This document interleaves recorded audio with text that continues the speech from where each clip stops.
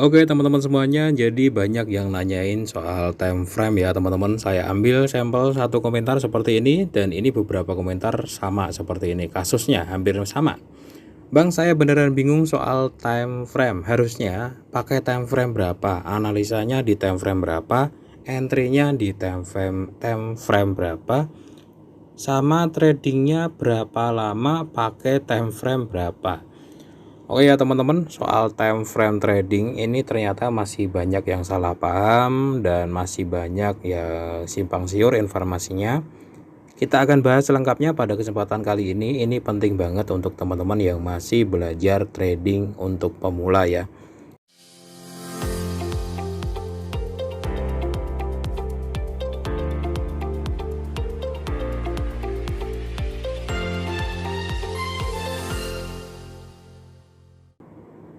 Oke ya teman-teman, kita langsung saja masuk ke MetaTrader.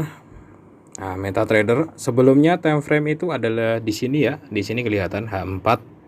Kemudian kalau kalian klik sembarangan tempat ya, diklik di mana aja kayak gini, nanti tuh muncul kayak gini. M1, M5, M15 sampai dengan MN. Ini namanya time frame ya.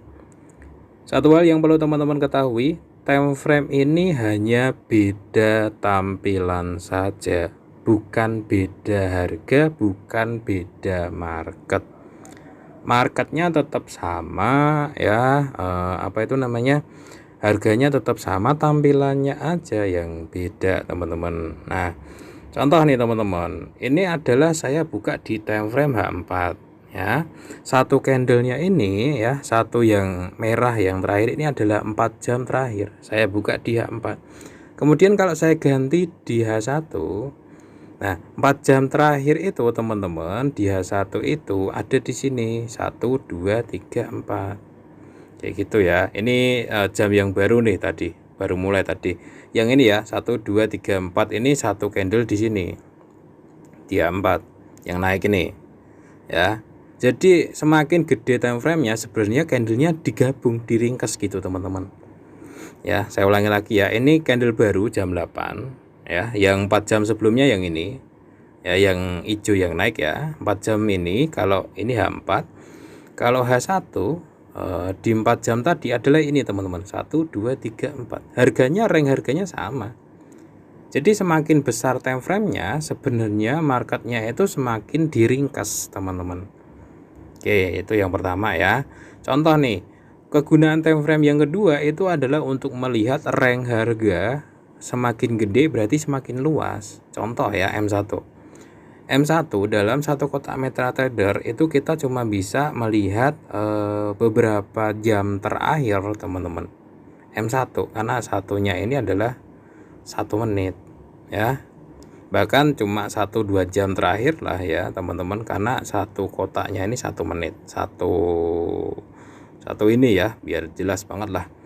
Nah, kegunaannya tuh buat ngelihat rank teman-teman. Kalau M5 kita bisa ngelihat rank harga dalam beberapa jam terakhir ya. Kalau H1 kita bisa ngelihat harga bahkan 2-3 hari terakhir. Kalau H4 kita bisa ngelihat harga bahkan lebih luas dalam sampai beberapa minggu terakhir nih. Sekarang kan April ya, ini sampai Februari bahkan. Jadi time frame ini cuman beda tampilan. Yang pertama itu. Yang kedua, banyak orang yang salah paham kalau beda time frame, beda harga, beda hasil. Itu salah teman-teman. Jadi di time frame M1 sekarang kan harganya 123.915. Mau kalian pindah pakai D1 ya 123.915 itu tadi, cuman kan ini gerak-gerak ya. Jadi beda time frame tuh harganya sama semuanya, marketnya sama semuanya. Bedanya cuma kayak di ringkas tadi ya. Kalau H1 kan 1 2 3 4 candle, ini kalau di H4 diringkas jadi satu candle kayak gitu ya. Nah, kemudian entry di time frame berapa, analisa di time frame berapa. Ini yang kadang juga banyak yang salah paham. Entry itu bebas di time frame berapa aja, bro. Ya, mau kalian entry di time frame M1, M5, M15, M30 sama aja entry-nya. Yang beda adalah analisanya di time frame berapa, itu yang penting ya. Kayak kan seringkali bilang analisa di time frame H4 D1. Kenapa? Karena di time frame H4 D1 saya bisa lihat range harga yang lebih luas, perjalanan harga dalam beberapa waktu terakhir. Jadi bukan cuma ngelihat range yang kecil dalam beberapa jam terakhir, enggak ya.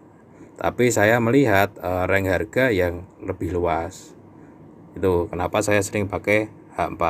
Misalkan saya analisa di time frame H4 ya. Misalkan udah ketemu nih super resisten dan lain-lain lah.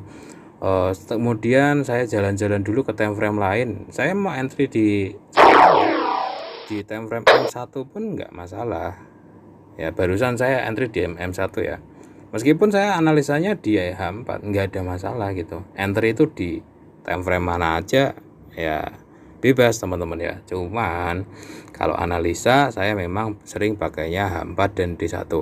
Alasan kenapa saya pakai H4 dan D1 teman-teman, yakni di H4 dan D1 itu seringkali support dan resisten kuatnya itu misah-misah kayak gini loh teman-teman. Jadi ketika harga itu sudah sampai ya kayak ini, kemarin saya pernah sell di sini juga, harga sudah sampai di support resisten yang cukup kuat ya, saya pernah buy di sini juga. Nah, karena memang support dan resistennya cukup kuat, cukup jelas.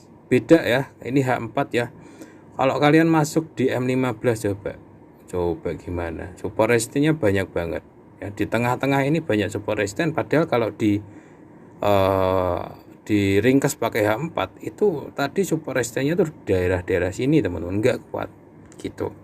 Kemudian candlestick itu saya seringnya pakai time frame D1 ya, time frame D1. Kenapa D1? Karena candlestick D1 itu trading yang apa ya namanya, bisa dibilang lebih santai, tapi konfirmasi candlestick yang darurat kayak gini tuh jelas teman-teman ya.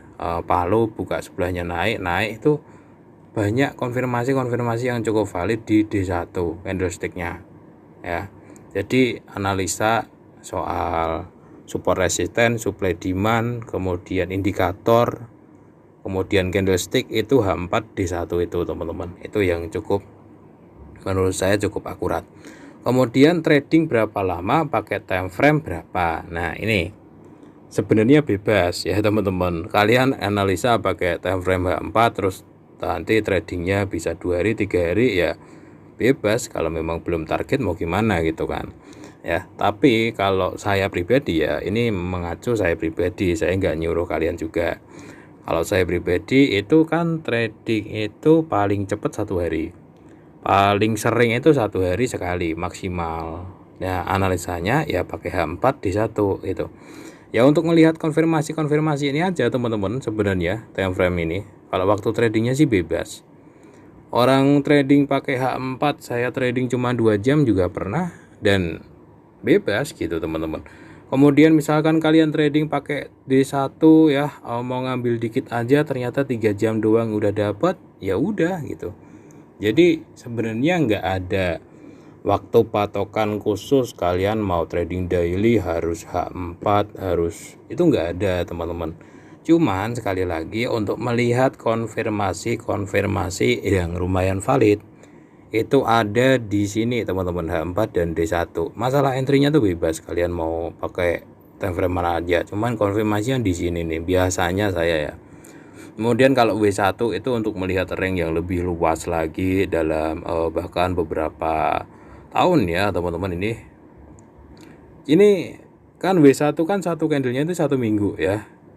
Berarti satu candle ini sebenarnya kumpulan dari 7 daily teman-teman. 7 candle D1 itu ngumpul jadi satu ini ya, gabung jadi satu. Range harganya sama, kalau dibuka di D1 itu istilahnya lebih ke dalam lagi itu loh. Satu candle ini dipecah lagi di dalamnya kayak gitu. Oke ya teman-teman. Kemudian entry di time frame, coba saya lihat entry di time frame berapa, trading berapa lama, harus pakai time frame berapa. Yang pertama, kalau entry itu bebas ya, entry itu bebas. Kalau analisa saya pakai H4 dan D1. Dan garis bawah lagi, karena banyak yang, ada beberapa sih nggak banyak. Kemarin komen-komen yang sebelumnya itu menganggap bahwa beda time frame beda harga, itu salah besar. Time frame itu cuma beda tampilan ya, harganya tetap sama. Kemudian entry di time frame berapa itu bebas, analisa itu pakai H4D1. Kalau saya berapa lama trading di time frame berapa itu juga bebas, yang penting analisanya aja ya, hindari candlestick kecil. Contoh lagi ya teman-teman biar lebih paham. Kalau di D1 ya ada candlestick kayak gini, setelah drop kayak gini kemudian dibuka naik ya, itu biasanya konfirmasinya lumayan valid. Tapi kalau kalian pakai M30 ke bawah, candlesticknya itu ngaco teman-teman ya, candlesticknya sih sering ngaco ya. Jadi hindari time frame kecil, apalagi yang sok-sokan mau scalpingan kayak gitu. Orang-orang yang scalping pakai candlestick kecil, mau indikatornya sebagus apapun, candlestick time frame kecil dan trend time frame kecil itu mudah banget termanipulasi teman-teman. Misalkan ada konfirmasi kenaikan ya, naik dikit tahu-tahu drop turun kayak gitu, itu gampang banget. Tapi kalau time frame yang gede ya, misalkan di video sebelumnya saya entry di konfirmasi penurunan di sini, ternyata memang lumayan bagus gitu dan dapatnya pun maksimal. Kemudian yang lain sih nggak ada sih. Kalau teman-teman ada yang tanyakan soal time frame, nanti kumpulin aja di kolom komentar, nanti kita bahas tuntas ya soal time frame teman-teman, time frame trading kayak gitu. Oke, kemudian yang lain, oh ya masalah trendline. Kalau trendline itu di D1 itu kurang kelihatan kalau di D1. Idealnya kalau trendline itu H4.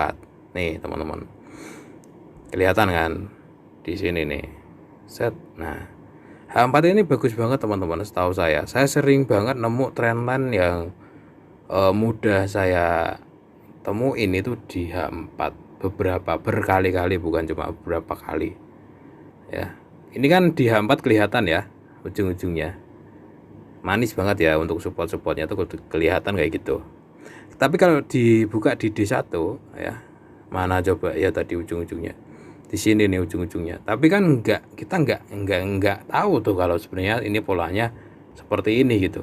Tapi kalau kita di H4 tuh kelihatan jelas gitu. Nah time frame itu H4 tuh jagoan saya sih. Jadi kalau mau lihat time frame itu H4 kayak gini nih, ujung-ujungnya tuh pada ketemu kayak gitu tuh lebih jelas, nggak terlalu kegedean kayak D1 W1 dan yang lainnya, dan juga nggak kekecilan kayak H1 ke bawah gitu. Kalau H1 ke bawah ya kelihatan juga sih teman-teman, cuman kita kesusahan kalau tradingnya pakai handphone. Kadang-kadang pandangan kita terbatas gitu, kayak gini ya, ini kan terbatas, kita nggak bisa sekalian ngelihat yang tadi kalau H4 itu kan. Nah gini ketahuan gitu. Jadi garis bawahnya ya, beberapa kuncian saya. Yang pertama, kalau mau entry itu analisanya itu di H4D1, entry-nya bebas.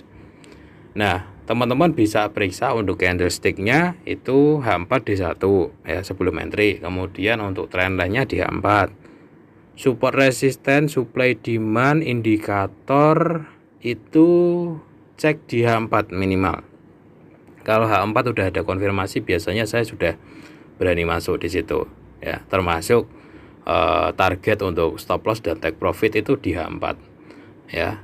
Kalau candlestick itu di D1. Intinya H4 D1 itu dicek baik-baik lah, konfirmasinya udah kuat belum kayak gitu. Nah kalau memang teman-teman mau ngecek sekalian H1 juga boleh gitu, untuk memperkuat analisa kalian gitu. H4 D1, oh coba sekalian cek H1 ini udah waktunya beli belum gitu misalkan. Nah kalau tiga-tiganya H4 H1 D1 ini cocok untuk beli, ya udah eksekusi aja buy. Kalau cocok untuk sell ketiga ini, eksekusi aja sell kayak gitu. Simpel ya. Dan untuk entry-nya sekali lagi, kalian mau entry di pas di time frame berapa, nggak ada bedanya ya, secara teknis tuh nggak ada bedanya.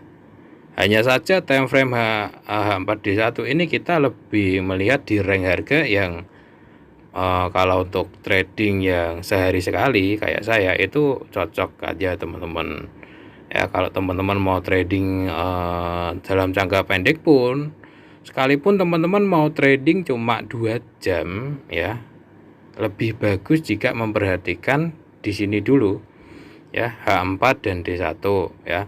Tren utamanya itu mau naik atau turun gitu. Kalau mau ngambil dikit aja di M30 misalkan, tetap ya jangan tinggalin H4 dan D1. Nanti kalian kelewatan support resisten, supply demand, indikator, candlestick yang cukup penting di sini teman-teman. Meskipun kalian pakai time frame mau cari high dan low-nya di time frame M15 misalkan, kalau memang terpaksa pengen lebih detail ya. Tapi sebelum ke M15 perhatikan dulu ini H4 dan D1 karena di sini ini ada tanda-tanda yang biasanya lebih valid seperti itu. Oke ya teman-teman, seperti itu pembahasan saya kira cukup lengkap tentang time frame trading. Kalau teman-teman masih ada yang ditanyakan, tanyakan aja di kolom komentar. Ini saya tadi nggak analisa beneran ya, cuma nyontohin aja gitu. Saya tutup lagi. Kalian tanyakan, kompilan aja di kolom komentar ya pertanyaan soal time frame trading. Sekian dulu. Assalamualaikum warahmatullahi wabarakatuh.